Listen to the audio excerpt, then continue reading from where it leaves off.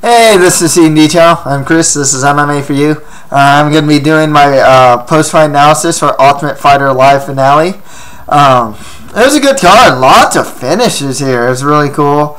I didn't get to see Sam Sicilia beating Marcelo, the Jerry versus Saunders fight, and the Proctor versus Larson fight, but I saw all the other ones. Noteworthy card. For some guys, for sure.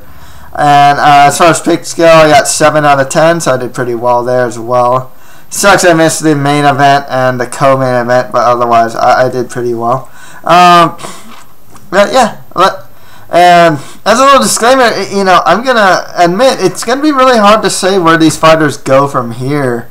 Seeing a lot of them are from Ultimate Fighter, I imagine you just want to give them like lower tier guys, maybe some mid tiers, or have them fight each other. But otherwise, I can't really do some big analysis of like, oh, where should he go next for a lot of these guys, unfortunately. But yeah, let's get started. Martin Kampmann beat Jake Ellenberger by knockout in the 1 minute and 40 seconds in the second round. I picked Ellenberger to win, and Kampmann took it. It definitely is a story of a lot of Kampmann fights these days to really come back from adversity. And that's what he did here. Ellenberger in the first round, he dropped him. But I don't know if Ellenberger just can't pace himself or what, but he went for the ground and pound to finish. I think he burned himself out. And that was a big concern I had for him coming in this fight, as well as his cardio. And, it's definitely greatly affecting him, even more so now. It's a bit understandable because he's trying to get the finish, of course. But he was missing a lot of those ground and pound punches, too. I think there's one of them that was a straight, kind of like a straight punch that just hit the floor, And I think moving forward, that's going to hurt Ellenberger. He's still relatively young and can definitely get back up there. As far as skill set goes, he's very technically sound. He hits hard.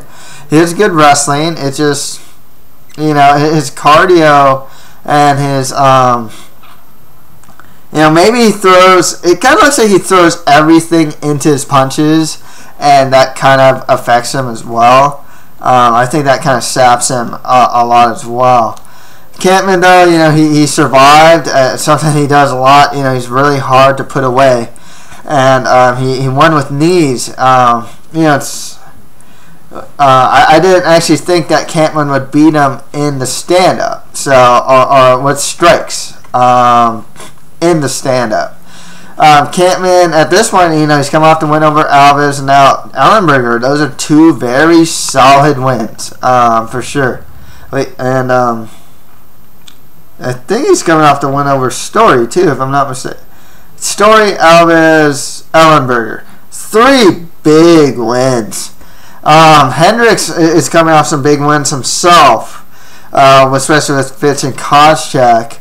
But I think Kampmann versus Hendricks makes a lot of sense, just because it takes a long time for Condit, GSP to roll around. I know Hendricks said that he'll wait, but he really shouldn't, quite honestly. Look what happened to Rashad Evans, he got injured, It was just a waste of a year. Another one that wouldn't be too bad is Roy McDonald versus Kampmann, but obviously Kampmann needs to fight the top of the division now. And he's fought a good amount of the top guys as it is. Fitch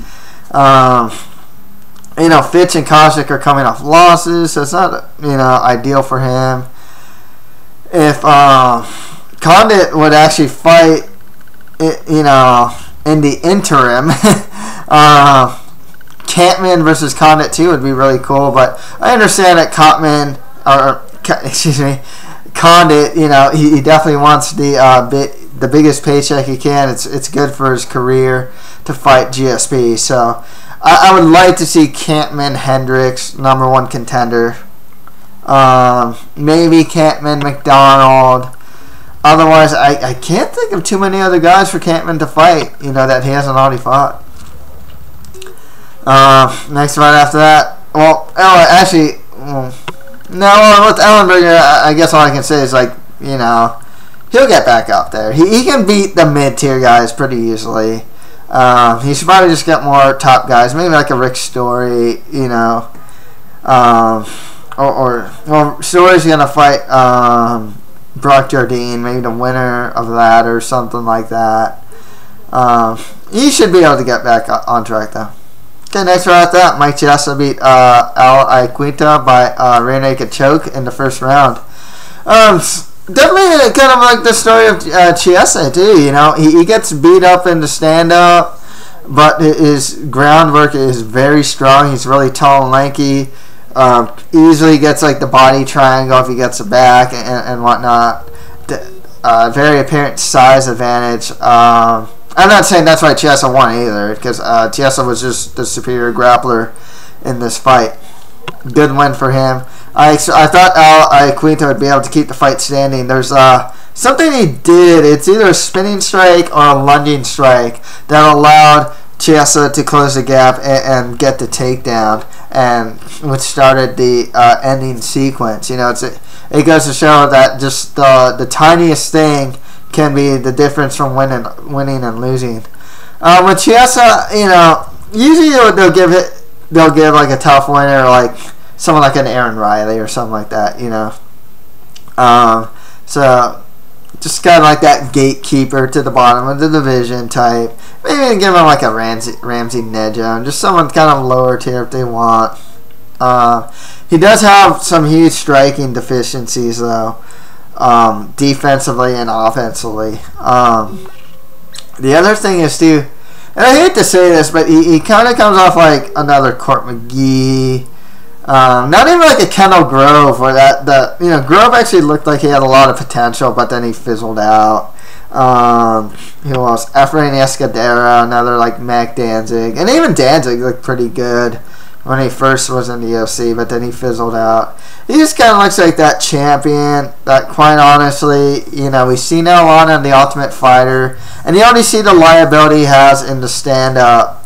And I'm not saying he can't improve or anything, but it's just, you know, obviously the Ultimate Fighter isn't always getting the top prospects these days. You know, Chiesa, he's a good fighter. He's solid. Good. He has good wrestling.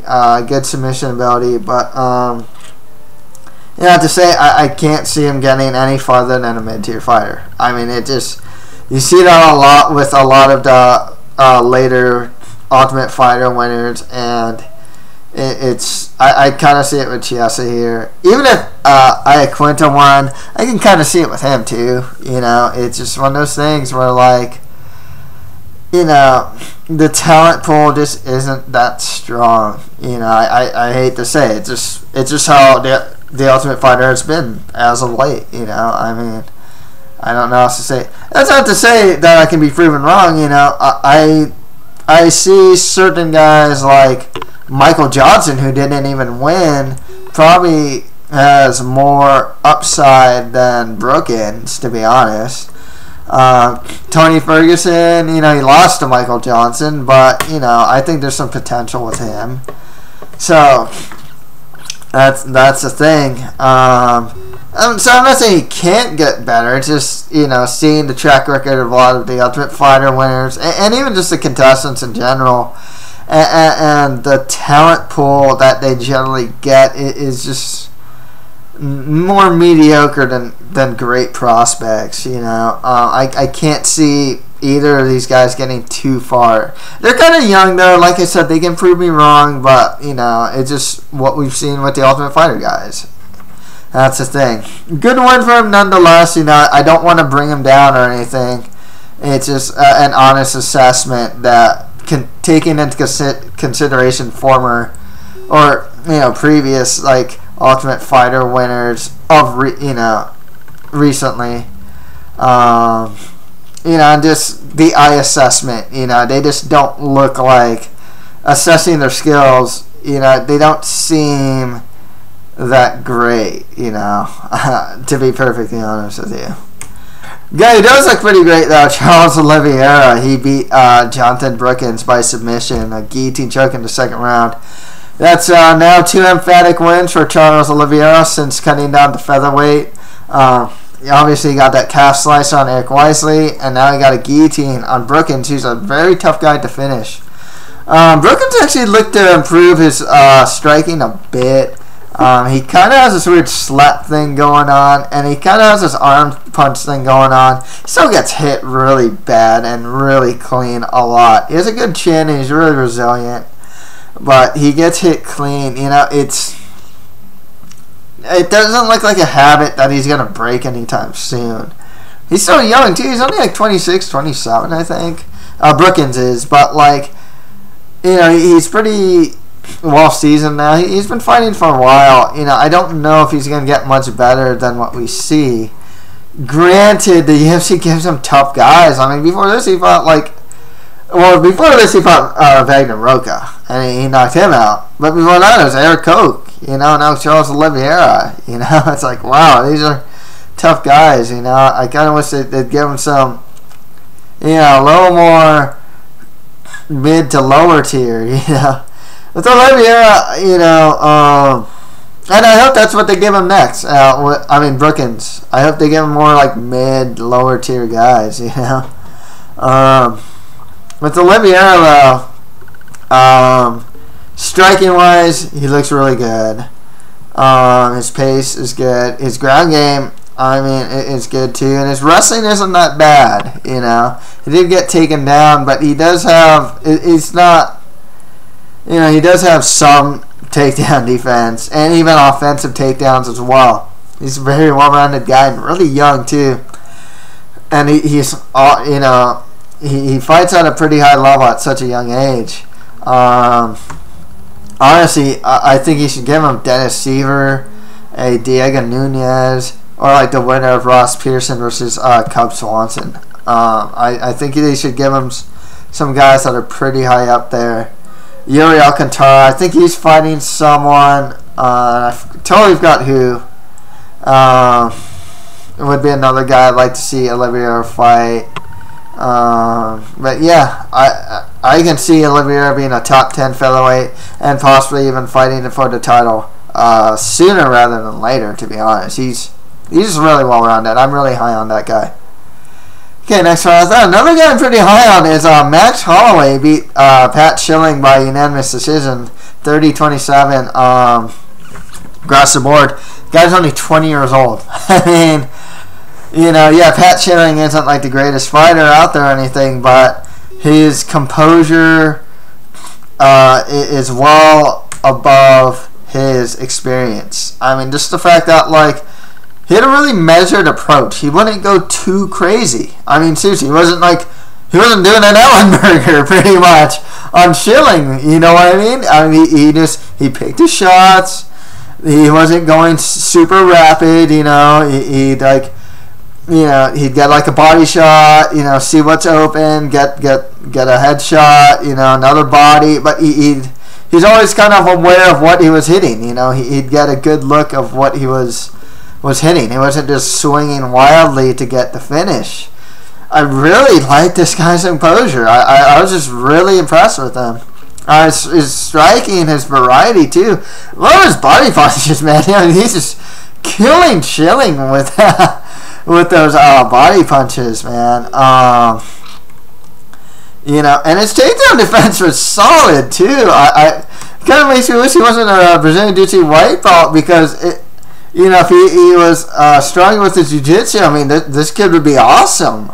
He's only 20 years old too. I'm pretty high on him, to be honest. You got to give him the right matchups, of course, because a guy that's, well, he's such stout takedown defense, but I can imagine more guys will try and take him down. But you know, like I said, stout takedown defense, good striking, good composure. Only 20 years old. Really good stuff from this guy. Tall, lanky. You know, he definitely has good reach. As well, uses it well too. I like what I see from the guy. You know, and the first guy he fought was Dustin Poirier too. You know, it's like, geez, you know, fight one of the top contenders in like, you know, such short notice. First fight in the UFC. You know, and he did well in the stand up against Poirier too. You know, like I said, really high on this guy. You know, I think Schilling, you know, he's kind of a lower tier guy. They might even cut him for all I know after this. You know, give him the winner of Grice versus Leonard Garcia. You know, I like to see him fight Leonard Garcia to get him a name under his belt. The winner of Omigawa versus Gambarian. You know, there's some guys he can fight. That's actually pretty high for him too, because those are some pretty. A lot of guys are gonna have experience edges on him, but man, like I said, he looks well beyond, like, you know, for a guy who's only had like 5 fights, he looks like a guy that's had, you know, who's been in the game for a while. To be honest, he looks really, really good. I was greatly impressed by his composure, especially. And next fight after that, Justin Lawrence knocked out John Kofor by a head kick in the 3rd round. I like Justin Lawrence, good prospect. Only has 4 fights. Stand up solid. Didn't go to the ground with Kofor when he, you know, like he did against Chiesa. You know, I liked what I saw from him. He needs to get down to 145 though. The guy is just a small lightweight, and it's going to be a liability in the future. I hope he cuts down to 145. Fight some lower tier guys there. He's a good fighter. You know, he only has 4 fights. Still young. Still improving as well. Pretty athletic. Trains with a good camp. I like what I see from him. Give him some more lower and mid tier guys. Next one after that, Darren Cruikshank beat Chris Tickle by unanimous decision. You know, I don't think Tickle's UFC caliber, to be honest. Cruikshank, he's a good enough fighter. You know, there's not much I can say. You know, stand up is solid. You know, he actually showed some really good trip takedowns, so I like that from him as well. His ground and pound wasn't too bad too. Some of his short elbows were very effective. Yeah, like I said, from here on out, like I can't really say who he should fight next. Maybe just another guy who won, and would tickle anyone who lost. Miles Jury beat Chris Saunders by guillotine choke in the 1st round. I didn't get to see the fight, but Miles Jury continues his streak of winning 1st round finishes. And he's undefeated. It's a good win for him there. Sam Cecilia beat Cristiano Marcelo by TKO in the 2nd round. I didn't get to see the fight. You kind of have to figure it's either going to be Marcelo by submission or Cecilia by win by strikes, and Cecilia by winning by strikes. You know, good win for Cecilia there. Joe Proctor beat Jeremy Larson by TKO, knees and punches in the 1st round. I like Joe Proctor. He trains with the Lozons. Nice to see him win with strikes here. You know, like I said, I missed this fight, so I can't really say much about that. Finally, Eric Perez beat John Albert by submission in the 1st round. I liked what I saw. There's some cool transitions here, actually, that I saw from Perez that I liked. And he's still young, too, and he trains with Jackson. So I'm actually going to keep my eye out for Perez. And it definitely might be one of those like dark horse prospects that might, you know, get a win streak and you don't even realize it. So good win for him there as well. So that's pretty much it for my Ultimate Fighter Live finale post-fight analysis. If you have any comments, just leave them below. That's it for MMA for you. Thank you guys very much.